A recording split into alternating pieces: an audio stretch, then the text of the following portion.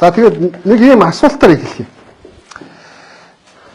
За бид нар ер нь өөрсдөөсөө болоод ер нь нэг асуулт гараа. Ер нь Христэд итгэгч хүмүүсийг ямар байгаасаа гэж юу нь өөрсдөө хүсдэг вэ? Иргэн тойрныхаа одоо хүмүүсийг хараад штэ. Одоо эсвэл намайг хараад ч юм уу да эсвэл яг хажуудаа сууж байгаа хүнийг хараад гоо яг Христ итгэж хүмүүс юм ямар байгаасаа гэдэг үнцгийг илүү хүсэж тэднээс ийм хандлага гаргаасаа гэдэг чинь ийм зан чанар гаргаасаа гэж ерөнхийдөө боддог бай тээ. Дотроо бодохоор ямархуу зургал гарч ирж байна. Хөдөлж биш.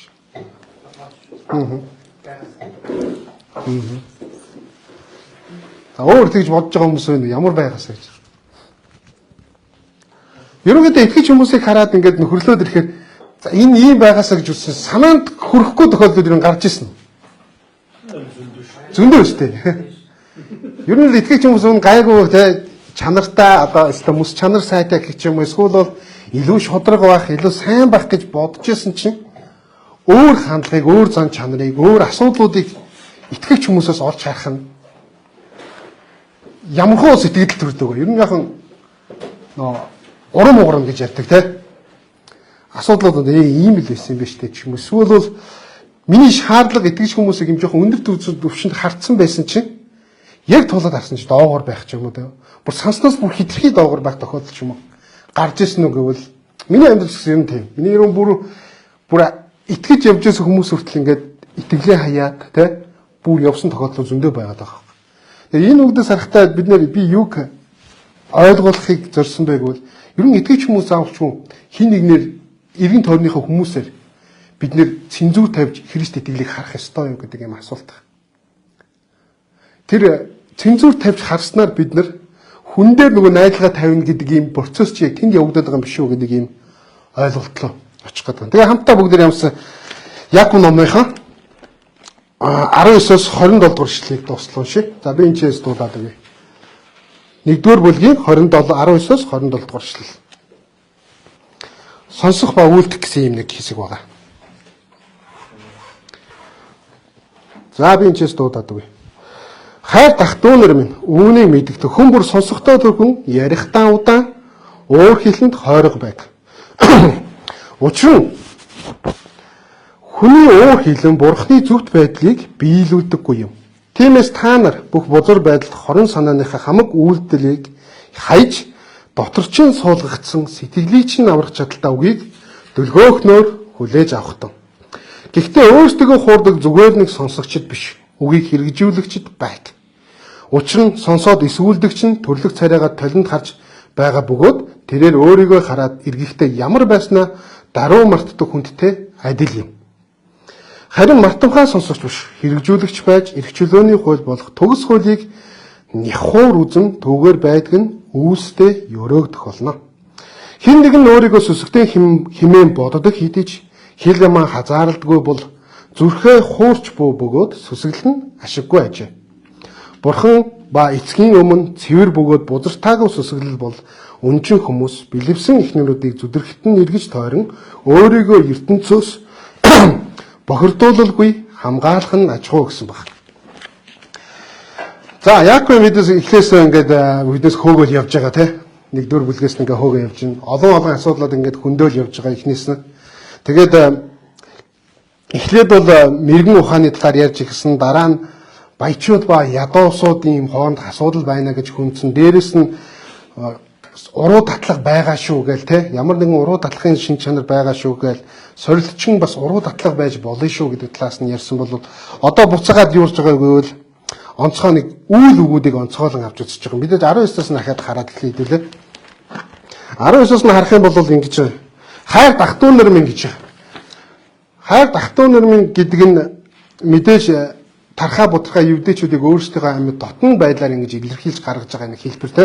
Яагаад гэвэл ерөнхийдөө шинэ гэрээний захидлууд ихэнхдээ л хайр дахтуунэр минь Христийн дотор нөхөд минь гэсэн иймэрхүү юм хандлагаар юм нэг дид вич сэдвүүдээ ингэж эхлээд байгаа юм шиг харагдаж байгаа. Эхлэхдээ нэг дээр болохоор Яаков юу гэж хэлсэн бэ те? Бурхны зарц эзэн Христийн зарц Яаковыг харь даргасан 12 авгт мэдчилж байна гэж Израильчуудаа онцлсон бол 9 дугаар ишлэлдээ эгийг дор дахтуунараа гэж ингэж хэлж байгаа. Бүх зүйлийг өөртөө хамаатуулж энэ Библийг уншиж байгаа, Яаков номыг уншиж байгаа бүх хүмүүсийг өөртөө хамаатуулж ингэж та нар бол бидний нэг хэсэг шүү гэдэг энэ өнцгөөс эхэлж ерөнхийдөө ингэж ойлгуулж эхэлж байгаа гэсэн үг л дээ. Тэгээд нэг 19 дор онцгой 3 үйлийг хэлж байгаа. Тэр юу гэж вэ? Хүн бүр сонсогдоод өргөн ярихдаа удаан уур хилэнд хойрог байгаа. Тэгээд энэ гурыг хэлхээс өмнө юу гэвэл юу гэж хэлсэн бэ? Үүнийг мэдэх тун гэж ингэж хэлсэн байна. Үүнийг мэдэх хэрэгтэй шүү гэж. Ялангуяа Христэд итгэж бид нар бол үүнийг мэдэх хэрэгтэй. Тэр мэдэх ёстой юм юу гэвэл сонсохдоо түргэн байх, ярихдаа удаан байх, уур хилэнд хойрог байх. Яг гоо энэ дээр ингэж байгаа. Сонсохдоо түргэн гэдэг түргэн сонсно гэдэг чинь юу гэсэн үг юм те? Одоо миний жиг ярихаас нь түрүүлээд ингэ хөдлөө сонсоод байх юм гэж. Энэ дээр грек хэлнийхээ агуулга дээр нэг агуулга байгаа нь юу? Хүснэн тэмүүлэх гэсэн ийм утга гарч ирж байгаа. Сонсохдоо хурдан гэдэг энэ үг. Хүснэн тэмүүлэх. Өөрөөр хэлбэл энэ юу гэж бол Бурхны үгийг сонсохдоо бурханлаг зан чанар, бурханлаг тэр зүйлүүдээс одоо Христийн энэ зүйлүүдийг сурахдаа хүснэн тэмүүлэх хэрэгтэй шүү гэдэг тухай ярьж. За очих баахан. Саасууд маань унаад байна шүү дээ. Хүснэн тэмүүлэх тухай ярьж. Тэгээ юу хүснэн тэмүүлэх юм бэ гэдэг ийм нэг асуулт мэдээж гарч ирнэ те. Сонсох гэдэг чинь юуг сонсохын тулд хүснэн тэмүүлэх ёстой юм гэж. Яаковын санаа бол ердөөсөө юм байна. Та нар юу гэж санаа нь юу гэж байгааг бол та нар өөрсдөө зүрх сэтгэлдээ Бурхны үгийг юм сонсохтой зөв зүйлийг сонсохдоо юм хүснэн тэмүүлж хурдан сонсох дээр өөрсдөө анхаарлаа хандуулаарай гэж. Сонсох зүйл дээр хойрог биш байгаарай гэдэг энэ зүйлийн тухай ярьж байгаа. Тэгээд дараа нь ярихдаа удаан гэж гарч байгаа энэ дээр.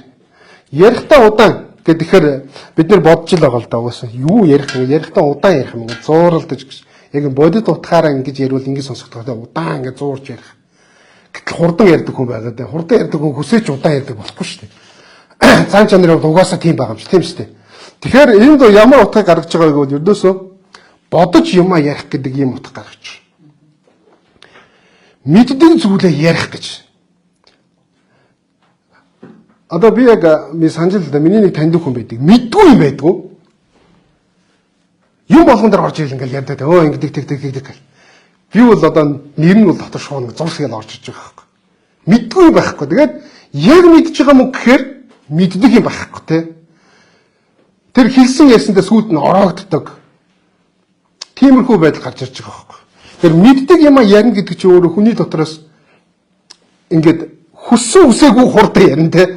Мэддэг юм хүн ярих шиг амархан юм байхгүй шүү дээ. Ерөнхийдөө бол яг тэр чиглэл. Тэгээд яг нэг юм Израильчуудын нэг юм зүүр өгөөд байд юм байлээ л дээ. Ягаад хүн их сонсохыг хүсэн тэмүүлэх ёстой гэсэн чинь хүн хоёр жигтэй тэгсэн мөртлөө нэг амтаа байдаг гэнэ л дээ. Тэгэхээр сонсох нь арай их байвал дээр шүү ярьснаасаа гэдэг юм удаан авлага гаргах юм байна. Нөгөө талаараа еврейчүүдийн бас нэг хэлцэг нь ярихдаа удаан гэдэг юм байд юм. Хүнд хилээ нэг хил харин хазгаж эргэн дөрөд нь шүд заяад юм гэж байгаа байхгүй. Зарим үед хилээ хазаас урчаарай гэдэг юм үүднээсээ. Ягаад гэвэл хүн ярьснаасаа болж ундаг монголчууд байдаг те даагнаас унш яадгүй дарвараасаа болж ундаг юм а гэж те. Яг энэтэй адилхан хүн ингээд өсөж явах процесс тундаа ингээд яхад юу гэвэл хүний хамгийн их алдуулсан зүйл нь хэл яриа байдаг байхгүй. Тэгээд Яаков энийг бүр цаашаа дараа нь 2 дугаар бүлгээс эхлээ бүр хүндэж эхлэн бүр хэл чинь ямар аюултай вэ гэдгийг хамсад нэрээр тарах юм бол бүрэн утгаар нь зааж өгнө.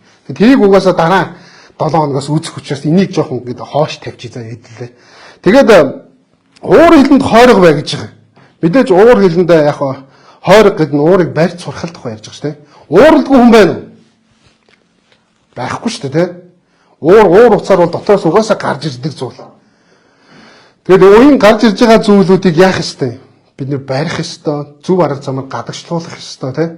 Тэгжээж урагшлах тухай ярьж байгаа байхгүй. Сургаалт төгссөн 16-гийн 32 дээр юу гэж байдаг вэ гэвэл уурлахтаа удаан хүн хүчтнээс илүү сүнсээ захирдаг хүн хотыг эзлэгчээс илүү хүчтэй гэж ингэж ярьж байна. Уур бухимдлаа, уураа захирч сурна гэдэг бол юм маш чухал зүйлийн гэдгийг энд ер нь тодруулан харуулж байгаа юм. Бид нар уурлахтаа шүү дээ. Уурлахтаа нэг зүйлийг анхаарал гаргачих хэрэгтэй. Бид нар уурнаас болж юу болдог вэ гэдгийг цааш нь одоо Яков ингээд хам сэдвийн хүрээнд ингээд тодруулаад явна зав. Тэрнээс өмнө Эфес 4-р бүлгийн бүгдээрээ гаргачих.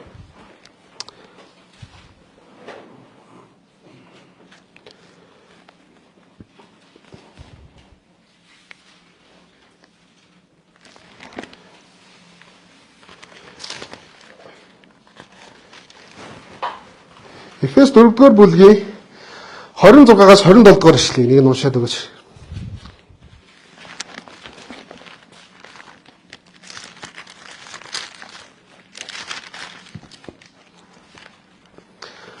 (26-аас 27-р ишлэл). Гаргасан юм байна уу? Уурлаж нүгэл бүү, уур хилэндээ чинь нар бүү чиргэг. Диавол байр суурь бүү гэж байгаа тийм.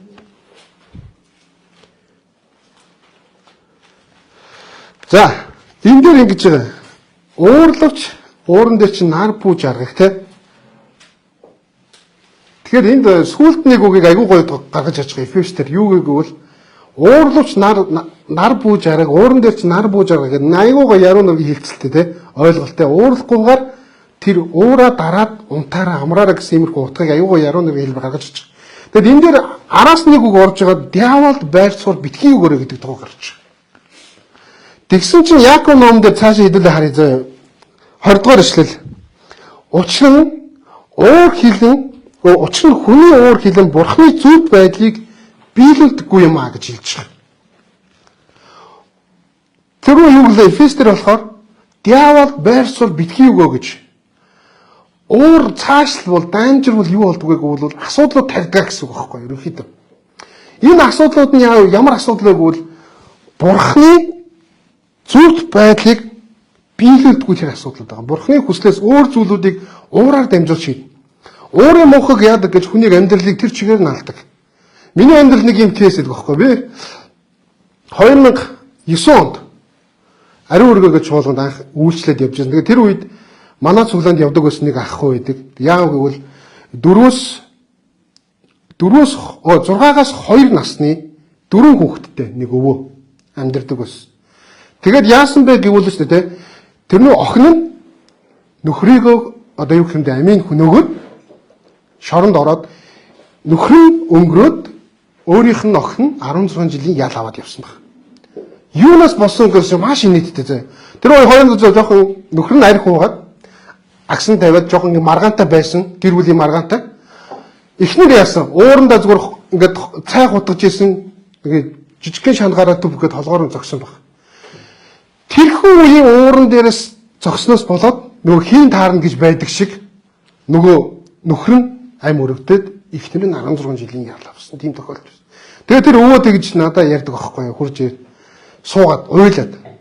Юу гэсэн бэ гэвэл хүнд уур гэдэг зүйлс айгүй хэрэггүй юм байлээ гэж. Яасан гэдгсэн чинь миний охин тэр нэг секунд уураад өвчөө тэр шангаар ингээд толгоор зохгүй л өнгөрцөн болвол энэ 4 хүүхдээ 2-6 насны 4 хүүхдээ шүү дээ.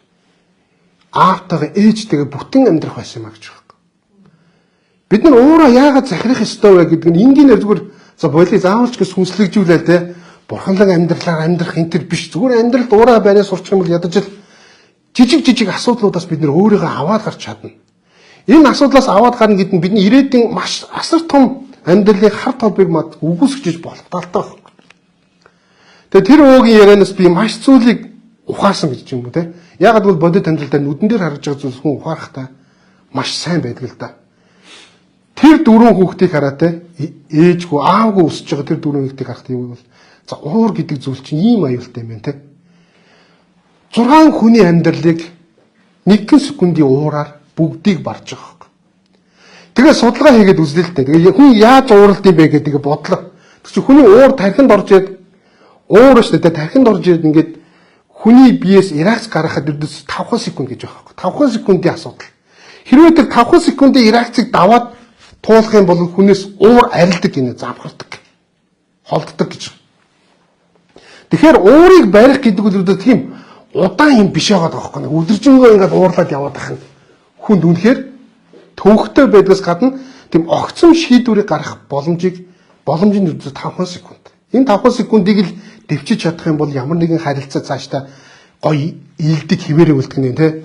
Ямар нэгэн байдалд асуудалд орохгүйгээр өнгөрөх нь шүү дээ. Тэгэхээр бид нар замын хөдөлгөөнөөр ярьдаг да те. Би нэг урд нь сонсчихсан те. Ямар цахиусан тэнгэр замын хөдөлгөөнд орвол жолооч болол чөтгөр болдгоо гэж ярьжсэн санагч нэг номлол төр. Яг тэрүүн шиг одоо замын хөдөлгөөнд жолооч гэдээ орох юм бол уурсан хүмүүс ингэж гарч ирж харилцаа бол тэнд бид нэр 5 секунд дисгэд л нэхэр тэр бүхтийг мартаад ингэ цаашаа явах амар тайван амьдрах боломж гарч ирж ин гэсэн үг байхгүй. Тэгэхээр уур гэдэг зүйл бол аюултай. Яг үүндээ бурхны хүсээд байгаа энэ дээр Яаков хэлээд байгаа зүйл бол хүний амьдралд маш хэрэгтэй зүйлсийн тоон жигсаах юм бол бараг л дээгүүрч гисгэх байгаа байхгүй. Яагаад гэвэл энэ уур нь яг ахад бидний 20 дахь ишлэгийг уншия. Энэ уур нь шүү дээ те. Бурхны зүгт байдлыг биелүүлдэггүй гэж. Бурхны биднээс хүсэж байгаа тэр зан харин шинг болон хандлагыг биелүүлэхгүй байх боломжийг гаргаж ирдэг зүйл нь өөр уур уцаар. Төргөн уур. Ер нь төргөн ууртай хүн хэцүү гэж монголчууд бүгдээ ярьдаг шүү дээ. Уураад захирч сурна гэдэг бол энэ бол маш чухал юм аа. За тэгээд цаашлаа бүгдээ. 21 дээр тэгээд ингэж байгаа. Тиймээс та нар бүх бузар байдал, хорон санааныхаа хамаг үлдэгдлийг хайж, доторчин суулгагч сэтгэлийг чин аврах чадaltaа өгийг дөлгөөхнөр хүлээж авах тун. Яаков ер нь их гоё бичдэг ингээд судлаад ирэхээр та нарыг ер нь мэдрэх баг. Ямар нэг юм гарц гаргалгаагүй орхиж ер нь хайдаггүй.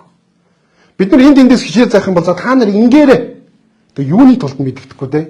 Яах гэж тэх юм гэж. Та нар уураа төвчээрээ бариараа те. Энэ юуны тулд вэ гэвэл шүү дээ те. Энэ бурхны зүрх байдлыг биелүүлдэггүй гэсэн чинь энийг яаж уураа барьж сурах вэ гэхээр дараагийн өгүүлбэр нь хэлж өгч байгаа. Тиймээс та нар бүх бузар байдал хорон санааны хамаг үлдэгдлийг хайж доторчин суулгагдсан сэтгэлийг чинь аврах чадaltaа өгийг дөлгөөхнөр хүлээж авах гэж. Уурыг барьж сурахын тулд яах ёстой вэ? Бурхны үгийг бид нэр мэдэх хэрэгтэй болчих.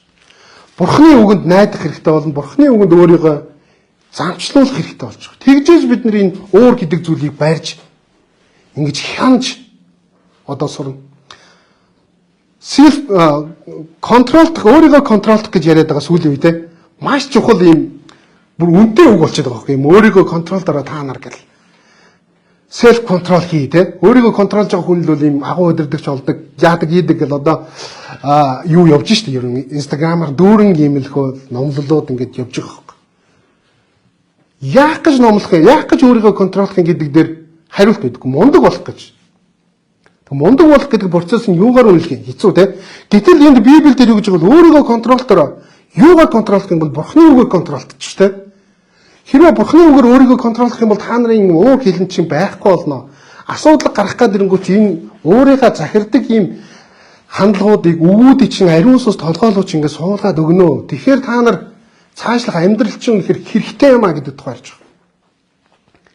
Бид нар өөрийгөө контролдохгүй бол тэ өөрийгөө зүүн үгээр контролдохгүй бол бид нэр буруу юм идэг. Ялангуяа өсвөр насны дээр бид нар яадаг вүлээ? Тэгэл найзууд нь тамхи татан тэ арих хуун тэ зөндөөл юм бол тэнгуут л яадаг. Бид нар ч ууд ахаал өвтгийг сэтгэлийн өөрлөөр тэ. Яг амьдралд бол ингээд явангуут л яадаг гэвэл зарим зүйлд бид нар өөрийгөө контролд зөв талд нь гарч зогсохгүй бол бид нар буруу замаар алхдаг. Бид түрүү нэгэн шанагны зохилтоор тэ амнаас хаана 6 хүний амьдрал бүр оронгоор өөрчлөж байгаа шиг бид нар нэгэн буруу шийдвэрүүдээс л бид нар амьдралаа бүрэн алдсан хүмүүс зөндөө bijдэг те. Бүр нэгэн миний амьдралыг сонсч ирсэн. Нэгэн удаа ингээд хар тамхи хэрэглээд найзуудтайгаа нийлээд буудлаар хар тамхи хэрэглээд манай дүү ярьж ирсэн баг. Тэгсэн чинь тэр үед нэг цагдаад баригдаад тэгээ 6 жилийн ял авчиж байгаа. Ганцхан цагийн нэг буруу сонголтоос болоод хүний амьдрал яаж оронгороо өөрчлөж байгаа бид нар энэчээс харж байна. Тэгэхээр бид нар аль талд нь зогсох вэ гэдгээс илүү бид нар Бурхны үгээр сонголтоор хийгээд маш хялбар байх.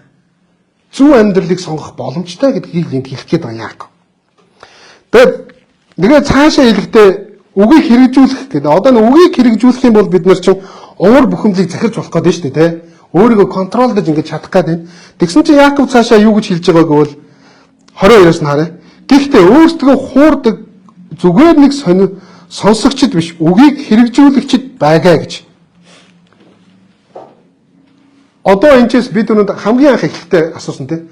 Та нар Христ итгэгчдийг ямар байгаасаа гэж тийм. Эргэн тойрны ахнууд ямар байгаасаа гэж хүсдэг вэ гэж асуусан тийм. Миний хүсдэггүй хандлагууд тэр итгэгчдээс гардгаа гэж. Ямар үед гарах ёстой вэ гэвэл гардаг вэ гэвэл шүү дээ. Яг энэ үе яахгүй. Христ итгэлийн замн гэдэг энэ замаар алхна гэдэг өөрөө Бурхны талд зогсохыг хэлж байгаа. Тэрээс л өөрийнхөө шийдвэр дээр биш. Хэрвээ бид Бурхны талд зогсохыг хүсэх юм бол бид нэр зогсож болно гэдгийг Яаков энд хэлж байгаа. Бид Бурхны үгийг сонсоод хэрэгжүүлэхгүй өнгөрөх юм бол яг л болно те, хэрэгжүүлэхгүй л өнгөрч болно. Энэ бол ямар ч асуудал биш байгаа үстэй те. Сонсоод энэ бол мэдлэг байна. Бид нар Библиэс бол асар их мэдлийг олж авч болно. Зөв мэдлэг, бурханлаг мэдлэг, бас амьдралын аюул зөв юм зааварчилгаануудыг харж болно. Тэгээд энэ харсан зааварчилгаанууд бид нэр хэрэгжүүлэхгүй бол яах вэ гэдэг дээр асуудал гарч. Бидний амьдралд Бурхны үгийг амьдралдаа хэрэгжүүлэх тийм шаардлага байгаа юу гэвэл тийм гэдгийг Яаков энд хэлж байгаа гэсэн үг. Тэгээд цааш нь ингэж байгаа. Учир нь сонсоод эс үлдвэрч нь төрлөх царайгаа толинд харж байгаа бөгөөд тэрээр өөрийгөө хараад ирэхдээ ямар байснаа даруй мартдаг хүнтэй адил юм аа. Харин мартамхай сонсогчд биш, бус хэрэгжүүлэгч байж эрх чөлөөний хууль болох төвс хуулийг нөхөр үзэн түүгээр байдаг нь үүстэй өрөөгдөх болно гэсэн юм харьцуултыг хэлж байгаа. Би хэлэх дуртайдаа Библи бол тэр чигээр харьцуултаа гэж. Харьцуулт гэдэг зүйлийг яагаад хүмүүс тийм ойлгомжтой байдгийг бэ гэдгийг мэдэхгүй. Гэхдээ Бурхан бүтээхдээ биднийг харьцуулж ойлгоход илүү хэлбаралд мэдний тархийг бүтээсэн баг. Тиймээс дүүрэн Библиэр харьцуулалт өөрөөр хэлбэл харьцуулсан юм хүн ойлгохдоо маш хурдан ойлгодог байхгүй. Тэгээд энэ дээр бас харьцуулж байгаа те. Биелүүлдэг хүн ба биелүүлдэггүй хүн Бурханы үгийг. Хэрэгжүүлдэг хүн ба хэрэгжүүлдэггүй хүн. Энэ тэгтээ зүгээр нэг хүний тухай яриаг байгаа хэвээр Библийг Бурханыг сонсдоггүй хүний тухай ердөөсөө яриаггүй. Тэр ингэж байгаа. Учир нь сонсоод эсвүүлдэгч буюу Бурханы үгийг сонсоод үйлдэхгүй тэрийг амьдралдаа хэрэгжүүлэхгүй одоо тэ алхан болгож эхлэхгүй байгаа хүмүүс болол юу вэ гэвэл төрлөх царайгаа толинд хараад тэгэл эргээл буцаад мартаж байгаа тийм мартамхай хүмүүсийн тухай ярьж байгаа. Бид нар өөрсдөө ер нь толинд харж ирсэн. Харж ирсэн тэ. Одоо ямар царайтай байгааг ерөнхийдөө мэдчихэж байгаа үстэй. Одоо орчин үед гоё болчихлоо толь молин гоё тэ. Цэвэр ингэж харуулдаг. Тухайн үеийн Яаков үеийн толийг судлаа л та. Тэгээ жоох ингэж хаагаад үтсэн чи дандаа юм гуйлан юм зисэн юм толууд ихэнхтэй байсан юм байна. Тэгээ тэр толь нь ингэж харахаар ингэж баг нэг хэдүүл ингэ төмөр мөрөнд ингэж харуулж та толоо. Нэг жоохон бүрлэлзээд ингэж ер нь бол царайгаа тогтооход хэцүү шүү дээ, тэ. Тиймэрхүү толууд хэрэгэлдэг байсан бохоггүй. Тэгээд ингэ нэг янзын ингэ сайхан дураад л гарч ирэхгүй, тэ. Тийм нэг юм толд молон батан матаг гарч луу харагдчихгүй байна, тэ. Тийм толинд хэрэгжилжсэн байхгүй. Тэгээд тэр хүмүүс өөрсдөө толин царайгаа харчаад танд эргэвтэй мартдаг гэдэг нь үгийг та нар ойлгож авангуудаа мэдэж авчаад буцаад мартчихна гэдэг тухай ярьж. Энэ дээр Яаков гаргаж байгаа нэг санааг нэг теологч ингэж дэмж. Тэр нь юу вэ гэвэл энэ өрдөөсөө ерөнхийдөө нэг үгийн тухай ярьж байгаа. Бурхны үгийн тухай тийм. Бурхны үг нь яаж байгааг бол хүний бие суулгагдах ёстой. Библиэс бид нар юг олж харах ёстой вэ гэвэл Библиэс бид нар Бурхныг халж харах ёстой. Нөгөө талаараа өөрсдөө ямар муу вэ гэдгийг олж харах ёстой гэж байна. Ямар гим нүгэлтэй вэ гэдгээ Библиэс олж харах ёстой гэж. Өөрөөр хэлбэл тэр теологчийн санаа бол бидний хэрэгжилж байгаа энэ Библи бол бидний тойл гэж ерөнхийдөө харьцуулж дүгнж байгаа. Ягаад гэвэл бид нар энэ чээс өөрсдөө олж харах ёстой байхгүй. Тэгээ нэг гуйлан толинд харж байгаагаас илүүгээр тодор эндээс бид нар өөрсдөө олж харах юм байна л да. Бид нар бол үнэхээр гим нүгэлтэй би ч ийм муухай гим нүгэлтэй юм байна шүү дээ. Эсвэл би ийм зан чанар миний ийм зам чанар өстой бурхан таалагдах юм байна шүү дээ гэж. Тэ. Энэ Библи маань өөрөөсөө бидний тойл болж ингэ зүрх сэтгэлд нь толдон харуулад Библийг уншихдаа бид нэг ингэ толдож ойлгоод өөрийгөө хараад заа гэд толинд хүмүүс яах гэж хардыг. Ингээл нүүр гараадсан те үсээ янзлан те асуудал ингээ хайна сте те. Энэ уруула бодог бол уруула бодно те илүү өнгөлөг болно те. цэвэр цэмсгэр болно те. Юу гэж үйдгийг одоо би машин суугал дандаа бүр манай эхний суухал юм бол яг уртлын талаа ингэ өөр нүрэл харцдаг байхгүй. Айгүй ийц. Машинд ороод ингэ нүрээ харддаг шүү. Би өрдөөсөө тэгдэг. Тэгээд ороод уурлаад яа хэцүү юм бэ гэнэ. Хойшоо хармаар штэ энэ толчин хойдлоо харах зориулттай гэдэг. Яг энэ шиг өрдөөсөө бид нар нүрээ байнга засч байгаа шиг энэ утгыг тэр теологи гарахтаа юу гэж байгааг бол дотроосоо та нар өөрийгөө толчин өрдөөсөө Библийн үгнүүд юм шүү дээ гэж. Уурлагтаа удаан байгаараа гэл тэнгуэл огцом уурладаг хүмүүдэл энд бол ухаарах нь шүү дээ. Өөрийгөө олж авах нь шүү дээ. За би чи яадаг вүлээ? Тэн дээр яаж уурлаа? За ингэж уурсан те. Энийг чинь болохгүй юм биш үү? Энийг би хойруулах хэрэгтэй юм байна. Тэр уурнаас болж яалаа. За ийм асуудлууд ард нь гарч ирсэн шүү дээ те. Огцом бурлаад гараад манай нэг хамт ажилтдаг залуулт. Огцом бурлаад гараад нэг хүн зогцоо гэж машинтай явж байгаа нэг хойноос ширгэлдэг хэрэлдэл. Тэгээд гараад яасан? Хоёр шүд байхгүй те. Нөгөө хүнийх нь хоёр шүд байхгүй. Тэгээ яасан? Үүрэнд орж байгаа те. Ирүүл юм. Одоо гоосаа гэдэг чинь асар үнэтэй болцсон те. Энд нөгөө нэг уурчин хэрвээ Христэд итгэж хүн байх юм бол уурандаа хойрог байгаараа уураа бариараа гэсэн энэ мэдлэгийг сурцсан өөрийгөө толдоод толинд харцсан байсан хүн байсан л яах вэ гэвэл энд нэг 5 секунд уураа барихад л тэр хоёрын харилцаа үүрэнд орохгүйгээр нөгөө хүн шүдгүү болохгүйгээр те харилцаа цаашаа өрнөж байгаа. Библийн биднэр зааж байгаа бидний өөрсдөө толдон хараасаа гэж хүсэж байгаа зүйл нь ердөөс л энэ байхгүй. Бидний амьдралд хэрэгтэй зүйлийг хэлээд байгаа. Аав ээжийн заадаг зүйлүүдийг те аав ээжийн ингээд биднээс хайртай учраас ингээд нэг хүүхдүүдэд зэмэлдэг те та нар тэгж л болохгүй шүү ингэвэл ингэ шүү гэж зэмэлдэг. Тэр зэмлэлийг Библи биднээс ингээд зэмэлж байгаа байхгүй нүгээрээ дамжиж. Чи өөрийгөө ингээд толдон хардаа наад үгээрээ чи тийм ууртай байлоо те. Чи уураа наа барьц сурахгүй бол чиний асуудлууд чи ирээдүйд энэс илүү томрно шүү гэдэг тухай ярьж байгаа. Тэнгүүд л өөр юу ядгийн те үг байна те бурхны үгийг чи сонсон хүсэн тэмүүлээрээ чи бурхны үгийг өрдөөсөө сонсдоггүй шүү гэх юм бол одоо бид нар бодох хэрэгтэй болж байгаа те өөрийгөө хараад энэ Библиэсгээр өөрийгөө толдон харах нь шүү. Тэгээд юу гэж харж байгаа. Би ч нэрээ бурхны үг зөвхөн бүтэнсээ өдөр сонсд юм уу те. Би өөр өдөрт хүсэн тэмүүлэхгүй байгаа юм байна бурхны үгийг сонсохын тулд. Өөр арга замаар сонсохыг хүсэхгүй байгаа юм байна те. Ядаж л бүтэнсээ өдөр сонсох гэхдээ би хойрог байгаа юм байна. Энэ мэдчлэн өөрийгөө хардгаа гэсэн үг. Тэгээд тэрээр цаашаа тэрээр хараад өөрийгөө ямар байснаа даруй мартдаг тийм хүн цаашаа харин мартавхаа сонсож биш хэрэгжүүлэгч байж эрх чөлөөний хууль болох төгс хуулийг нөхөр үзэн түүгээр байдаг нь үүстэй өрөөгдөн шүү гэж Яаков хэлж байгаа. Ерөнхийдөө бидний үүс гэдэг нь мэдээж Яаков номны бидний гол үндсэн санаа юу вэ гэвэл үүстэй итгэлийн тухай ярьдаг гэж анхны номнол дээр хэлжсэн те. Яг тэрүүнийг хэлж байгаа. Ерөнхийдөө бид үгийг хэрэгжүүлэх юм бол бид нэг үүс гаргана. Тийм үү? Энэ үүс нь бид нэр өрөөгдөн гэж. За нэг дээхэн үеийн нэг номлолуудаар их явдаг байсан да. Ийм жишээ. Энэ бас зүгээр санагдаад надад. Тамхи татдаг хүн, арх уудаг хүн, одоо нэг шоуддаг хүмүүс байж шүү гэж бодъё л та тий. Тэд нэр тамхи татдаг тэр ахын жишээ байхгүй. Өдөр болгон зөв 1000 төгрөгөөс 1500 төгрөгөөр тамхи авдаг гэсэн тухайн үед 40 жил татсан гэж. 40 жилийн мөнгийг бодвол хэд вэ? Тухайн үед асар их тоо гарч байгаа байхгүй. Бараг нэг байр авахар тий. Яг энэ тоог хэрвээ би тэр үед бурхны үгийг сонсоод архинаас юм уу тамхинаас гарцсан байх юм бол энэ тоо миний амьдралд эд хөрөнгө болж үлдэх байсан юм биш үү гэдэг байна. Өөрөөр хэлэх юм бол юу вэ гэвэл бид нар нөгөө нэг үүс дотроо өрөөгдөн гэдэг яриад байгаа Яаковын санаа ердөөсөө л энэ. Өнөөдөр би одоо буруу зүйл хийгээд мөнгө өрөх гэжсэн бол тэрийнхээ эсрэг зогсоод бурхны үгэн дээр зогсоод дэвчээд зогсох нь эсрэг талд нь гарах нь өөрөө бидний амьдрал дээр ч тэр өрөөлийн харуулах юм бол асар их тоо гарч байгаа юм.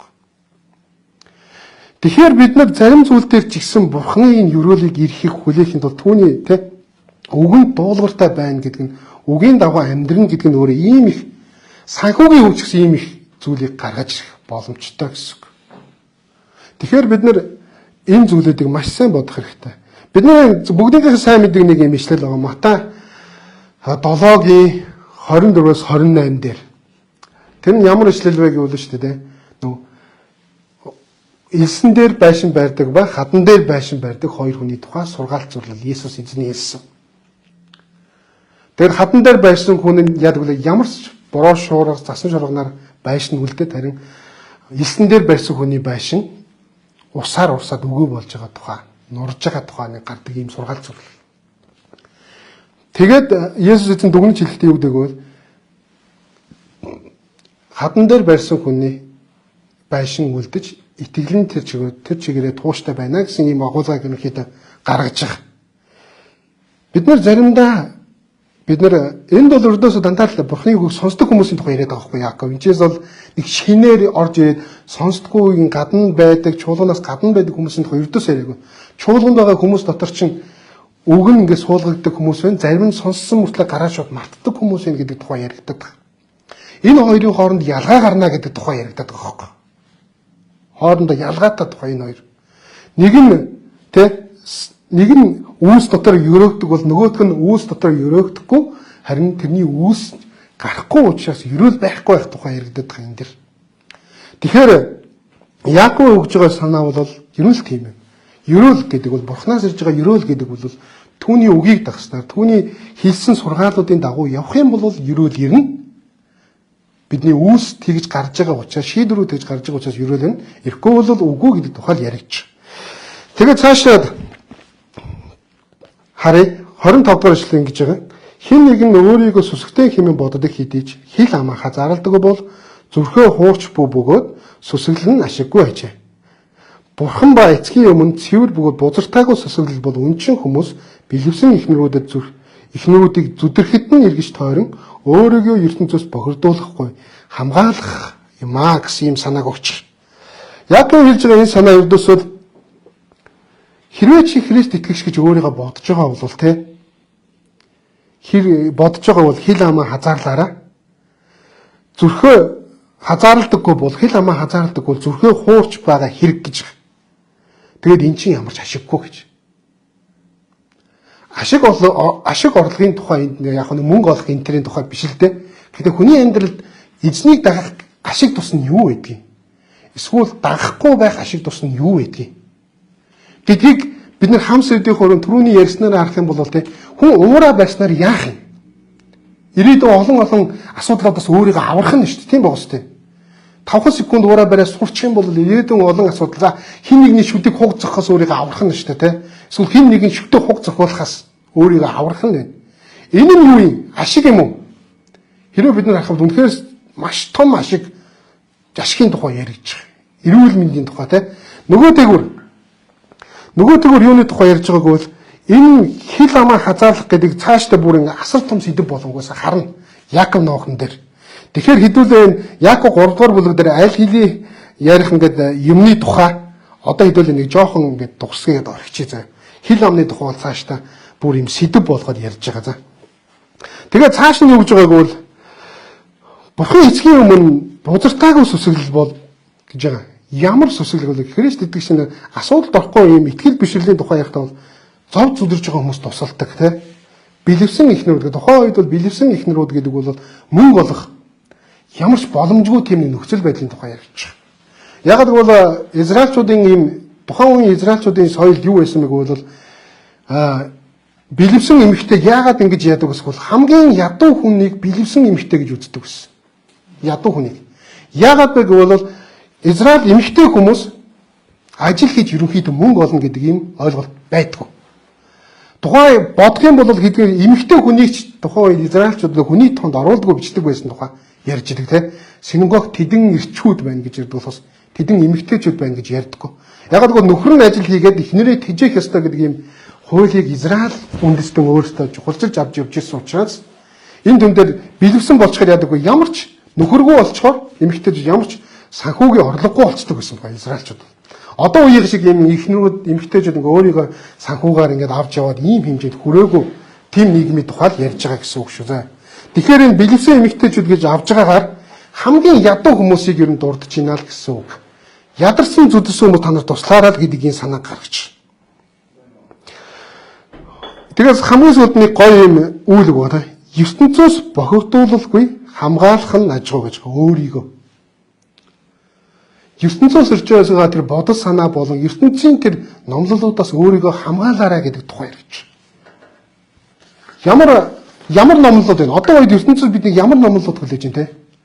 Одоо орчин үед нөгөө нэг бодлоороо ингээд би амьдралаа бүтээ гэдэг юм нэг ичдээ юм шиг юм юмас хийж байгаа шүү дээ. Тэр мөрчин бол ертөнцөөс ирж байгаа мессежүүд шүү дээ.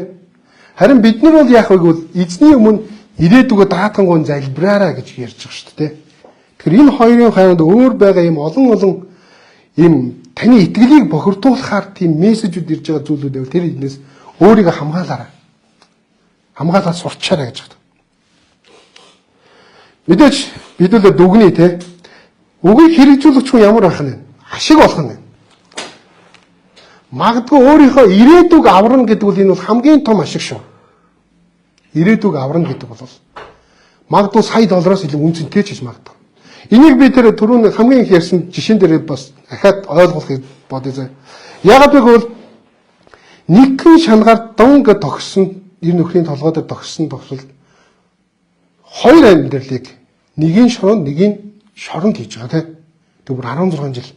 Ард нь үлж байгаа 4 хүүхдийг бүр амьдрал нь оромгоороо эргэж байгаа. Ийм гашуун төх байна.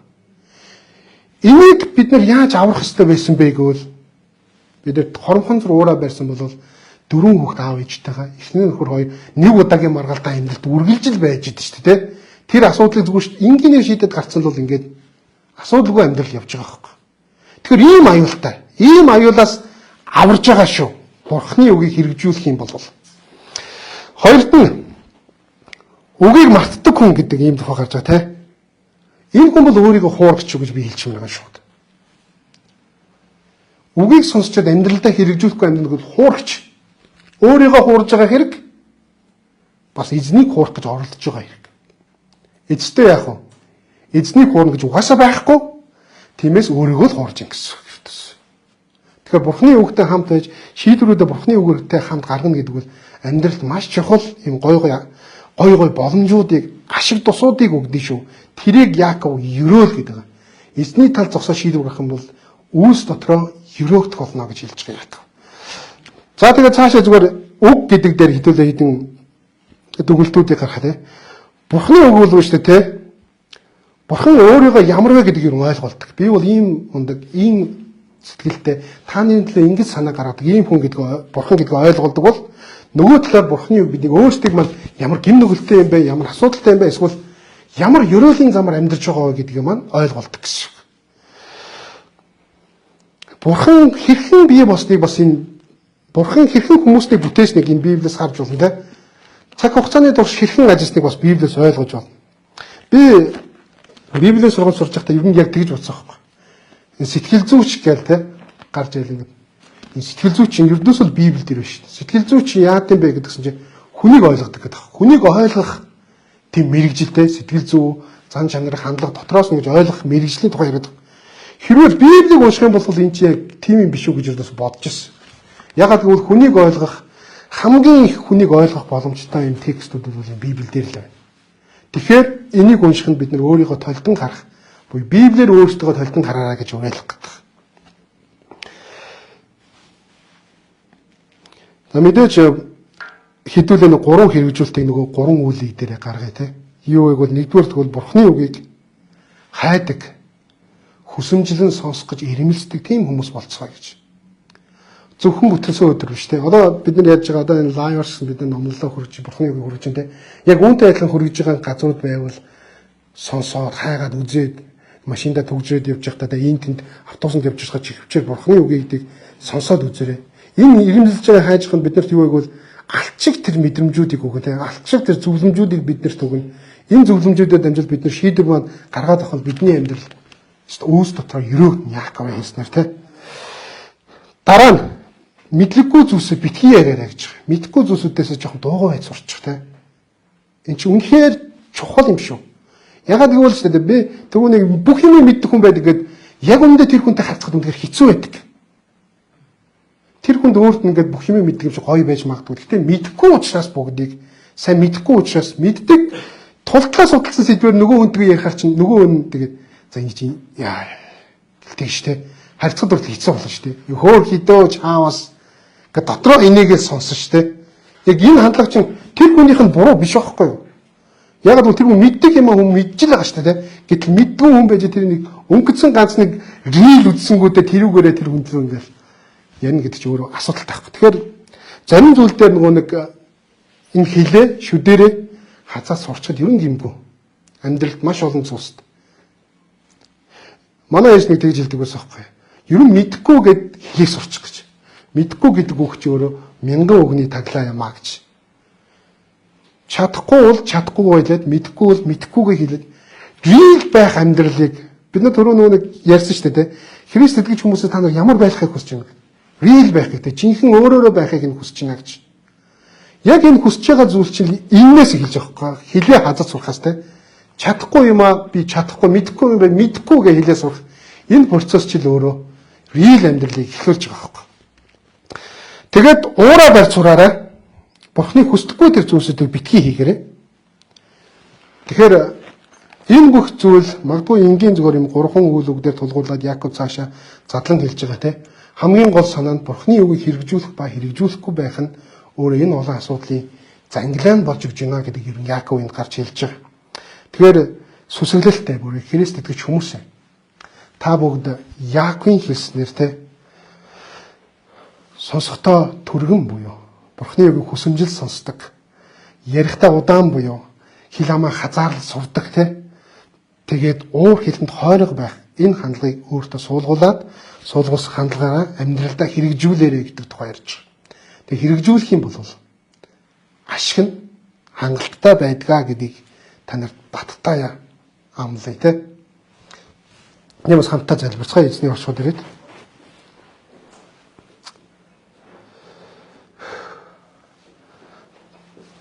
Гайхамшигт Бурхан минь энэ өдрийг бидэнд өгсөнд баярлалаа. Таны үгийн өмнө суух боломж ололцоог гаргаж өгсөнд баярлалаа. Яков номоор дамжуул та бидэнд Бурхан таны үгийг хэрэгжүүлж амьдрах нь ямар чухал вэ гэдгийг ойлгуулж өгж байгаад баярлалаа. Тэгээд бид нэр энэ дээр зэмсэн та тий толин тараад эргэж гараад өөрийнхөө царайг мартж байгаа хүмүүс шиг үгийг хэрэгжүүлдэггүй хүмүүс битгий байгаасаа гэж бид нэр хүсэж байна. Бид нэр таны үгийг дотроо суулгаад амьдралын жижиг шажиг асуудал дээр болон тулгарч болох ямар нэгэн зүйл дээр ч бид нэр таны үгийн тал зогсох хүчтэй байхад тийм мэдлэгтэй байхад та бидэнд тусалж өгөөрэй. Бүх зүйлийг тань даатгая. Биднийг болон манай чуулганыг хамгаалалттай байлгаж эзэн Есүс Христийн тэр хамгаалалт, нэгүсэл, хайр ивэлэн дүүрэн байх болтугай. Хүн болгоны дээр амар тайван байж үнэхээр итгэлийн тэр ашгийг хүртэх болтугай хэмээн гуйж байна. Эзэн Есүс танд баярлалаа. Таны өрөөл бидэн дээр хальтлаасгах болтугай. Эзэн Есүс Христийн нэрээр биднийг бүх хүнийг даатган гойн залбирч байна. Амен. За, эзэн алдарч болтугай.